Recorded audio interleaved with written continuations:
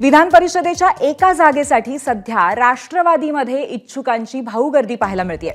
आमदारातून एक तर राज्यपाल कोट्यातून मिळणाऱ्या एका जागेसाठी रस्सीखेच आहे।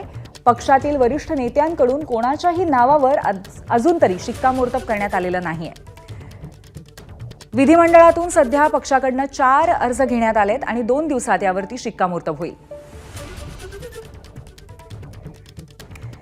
आपले प्रतिनिधी निलेश बुधावले आपल्या सोबत आहेत, त्यांच्याशी आपण या संदर्भात अधिक संवाद साधूया। निलेश, राष्ट्रवादी काँग्रेसमध्ये आता इच्छुकांची भाऊगर्दी पाहायला मिळतेय विधान परिषदेच्या जागेवरनं, तर यामध्ये कोणाची नावं पुढे आहेत आणि त्याचबरोबर कोणाच्या नावाकडे कल आहे?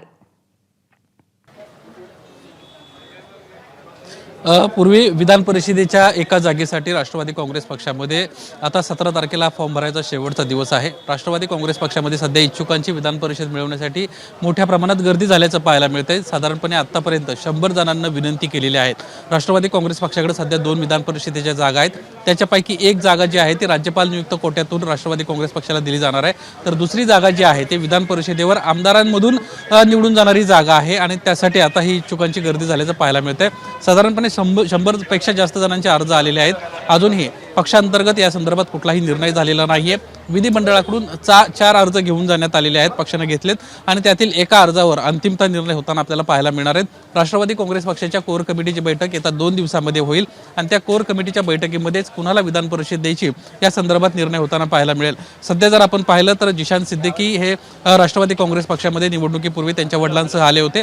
त्यांच्या वडिलांचा दुर्दैवी मृत्यू झाल्यानंतर पुन्हा एकदा जिशान सिद्दीकींचं पुनर्वसन करण्यासाठी राष्ट्रवादी काँग्रेस पक्षानं त्यांना उमेदवारी देखील दिली होती।